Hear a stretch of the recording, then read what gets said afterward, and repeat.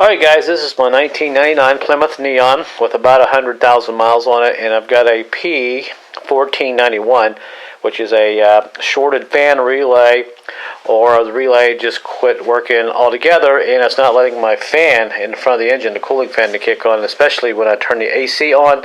I notice the fan's not running, and this is very dangerous. You really got to get this fixed if you have this check engine light and this particular code, because if you don't, this will certainly cause your engine to overheat and you will get yourself into a can of worms if you end up blowing a head gasket or something. So I'm going to show you how to change it.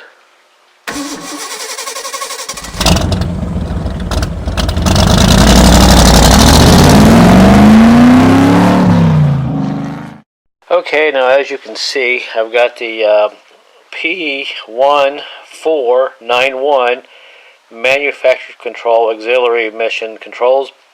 Basically what that is, it is a fan relay that has actually gone bad or shorted out. So I am going to show you where that's at. Now I can try to clear this code and it'll come back as soon as I clear it, which is kind of interesting. And as I erase it here, it'll say working, working, working. And this particular scanner, it takes just a few seconds for it to clear and everything. And as soon as I clear it, it says you still have one code left, see? So it just keeps cycling and it won't clear the code. So I've pretty much figured out that it's that sensor out there that controls the fan. And when I turn the air conditioner on, I realize that the fan's not working no more, and this will cause your vehicle to overheat. So as you can see, I still have a code left. Every time I clear it, it just keeps coming back. So let me go out here and show you where that sensor is, and we'll see if we can change it and see if that takes care of the issue, and see if we can clear this code for good. Okay, now in order to get into my sensor, it is actually down below the battery here, so we got to pull the battery off and pop this battery tray off. Not really that big of a deal. It's just kind of cumbersome because it's kind of tight in this area.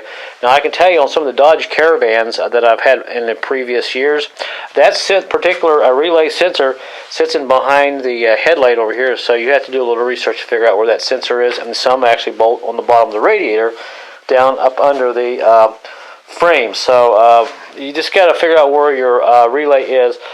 But like I said, mine is right here, so we're going to go ahead and pop this battery out of here and dig down in there and change it out. And I'll show you how to get in here and how to change it and all that, and maybe your code will finally go away. Okay, now for video purposes, I've gone ahead and loosened some things up here so it'll make it just a little bit faster. So I'll go ahead and take these cables off of the battery. Put this off to the side.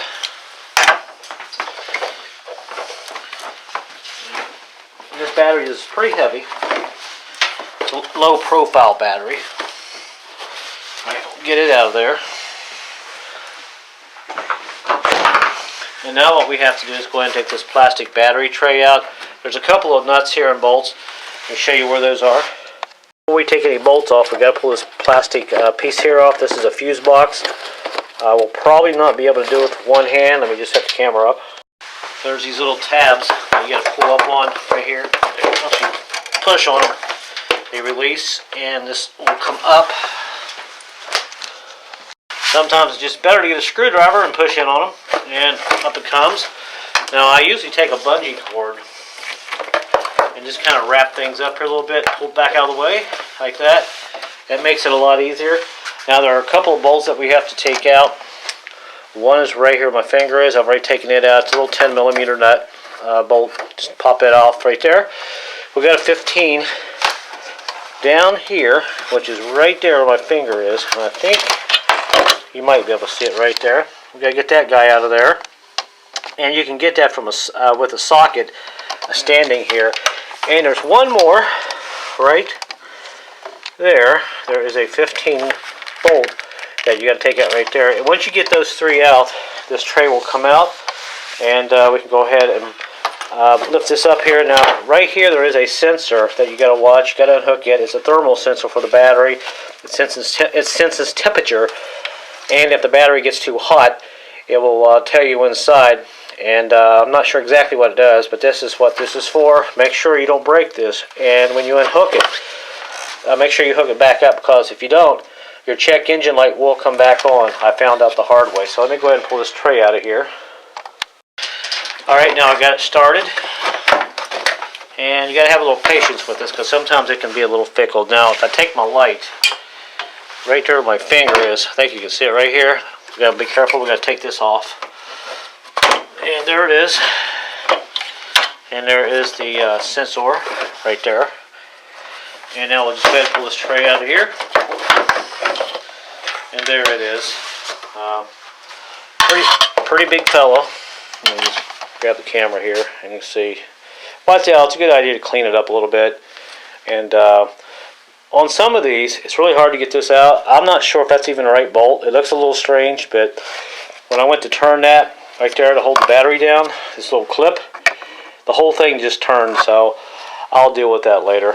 So I'll put that off to the side, and now I will show you where the sensor is. Alright, now the sensor for your relay is right there. It's bolted on the side of the frame. It has a couple little 8mm screws, and there is a clip right there on the bottom that you push in, and that will release that. So what we're going to do is go ahead and take this off, get us a little tiny socket set, and pop it off. I think you can see it there. I got one more little screw to take out. I've gone ahead and taken the other one out just to save a little time on video. And these are little 8mm.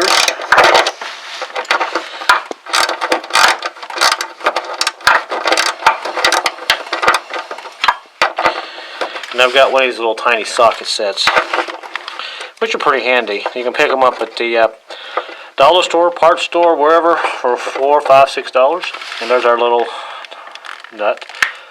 Screw, I should say. Metal screw. Alright, and here's our sensor. And this looks like it's probably a factory one. So what we got to do now is push on this tab on the bottom right there where my thumb is. I think you can see that. And there's no way I'm going to do this and be able to hold the camera. So let me go ahead and just set the camera down and pop it off. I think we can get it now. So there it is, it's off, and there's the inside of the plug. I'm not sure if the rubber is supposed to stay on, but I've got several of these I keep just in case. So let me go dig another one up, and we'll hook it up and put it back together and see what happens. Alright, there's my new one. And a lot of these parts, believe it or not, will interchange, especially these Chrysler relay sensors. But just to verify, definitely check, because I don't want to be responsible for your messing up.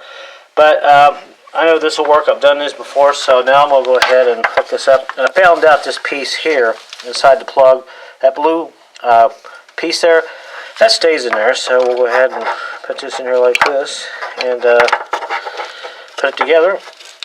And it's back in, and it clicked. And now all we got to do is go ahead and hold it back on the side of the firewall.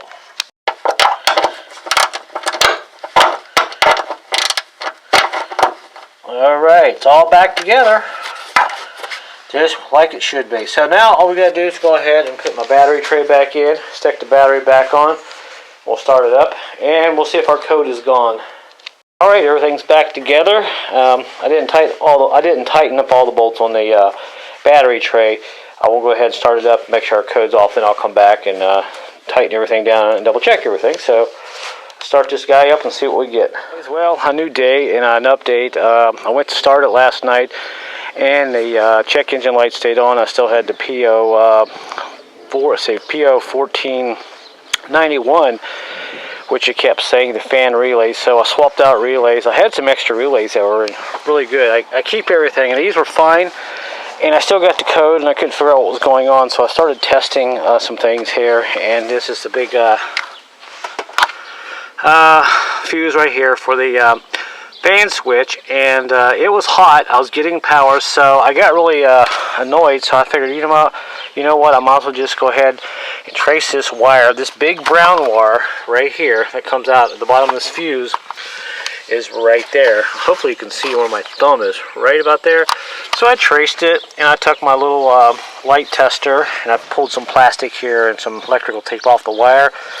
Traced it back to here, and I took it. The guy's right there. You can see kind of sitting on that wire. It's on right now. I've got power down there. I slowly traced this wire and kind of probed it all the way back, make sure it was getting power, and I knew which wire it was. The big fat brown one here. It comes off with that 30 amp fuse, so I traced that wire all the way down to the bottom, and on the bottom of my plug there, I wasn't getting any power, so I knew I had a problem. Power not getting there. Now I probed it right there, and would you know, my light is on my test light there. See that? And I've got power all the way to there, but if you look closely, I'm going to try to get this camera where you can actually see it because it's so bright out here today. Right where the probe is on the wire there, you notice a big fat area right there. It's kind of like, it looks like it's burnt. Well, that wire is fried right there, and it was not allowing the power to come up and go through the end of this plug right here. So if you look closely, if I get the camera on there, and I apologize if the lighting's not the world's best, I think you can see it right there, how that wire is real fat, it's burnt. So this is my whole issue the whole time. I wasn't getting power over here to the relay, which is bolted on the fender that you saw earlier. And right there, that was the whole issue the whole time, and I was pulling my hair out. I couldn't figure out why I couldn't clear the code, and I knew the switch, I knew the relays were good, but let's see if I can get a good view of it here. It is so bright out here today. There we go. See this wire right here, this big brown one, right there. It is completely fried, pretty fat right there. I can touch the probe on the top of it here, kind of push in on it, and get a contact there, and my test light will light up. But if I probe it down here, nothing. It is dead. So it looks like I'll go ahead and cut this and somehow fix it back together. I know on eBay you can get a lot of these connectors. They do go bad. So my advice is, if you have a problem, if you have a P01491 and you're not sure if this guy here is bad, before you go changing this out, pull this plug off. Pull this plastic off of it here on the wiring harness.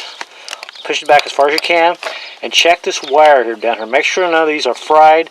And the next thing is get your little tester like this. These are real cheap, and you can see you can test about anything there, which is kind of nice. It is so bright out here today. See, I can get it just right. There you go. You see it blinking? Just go in here and test everything.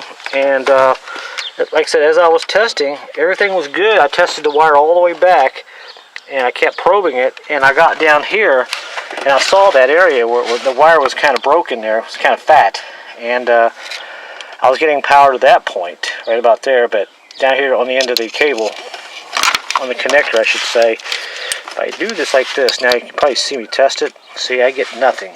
Absolutely nothing. So that's my tip, my advice for now. So what I'm going to go ahead and do is cut this wire, get my soldering gun out, somehow try to fix this real quick and put it back together, and hopefully that'll take care of my P01491. So sorry about the rambling here. I'm making this video in case anybody else has this issue. I know a lot of Dodge Caravans, a lot of other Nissans, not Nissans, the Neons, they all have this issue, and people can't figure it out. And it turns out to be just a stupid little wire. It's burnt right about there, pretty fat, because this one is always hot. As soon as you turn your key on, there's power on that, so I can see why it would get hot.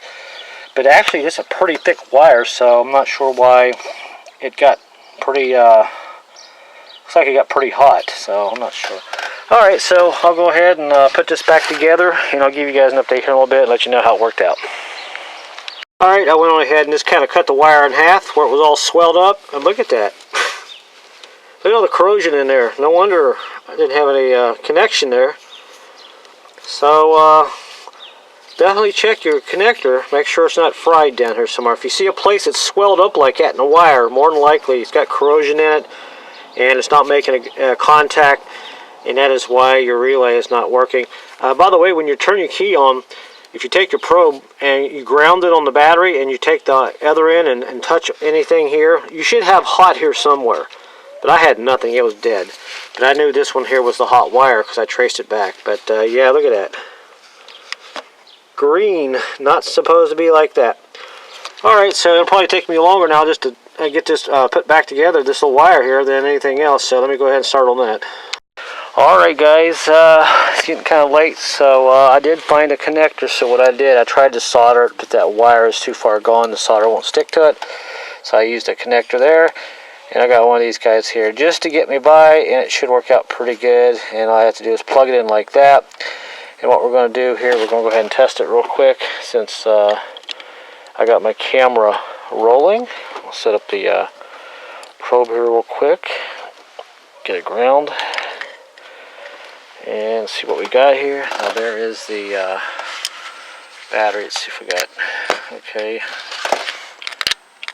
okay, we got power. So we got power down here. Of course, we got power, which is great. See it up here? That's awesome. Now I'll check the end of this connector here, which we hadn't. Alright, as I was going to say here, we'll go ahead and check the end of this connector, and we got power. Check it out. So my switch should work okay.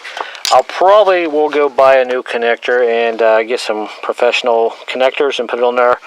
I'll just put some tape around this for now, and it's pretty easy to hook up. It's just right there on the side of the A-frame. And that's my story. What a debacle. And I tell you what, some of this little stuff like this will just drive you nuts. But that was my whole issue the whole time. So if you're having a problem with your fan relay and you're getting a code 1491, definitely check this plug down here that goes to that relay, because they can get bad, I guess. They do burn. I wasn't even going to take it apart. I thought there's no way. It looked perfect until I pulled some of that harness off of there and looked in there closely, and that was my whole issue the whole time. But now I'm happy. I've got lots of got power now, just like I should have. I think you can see that. Let me get out of there, get some sunshine out of the way. There we go.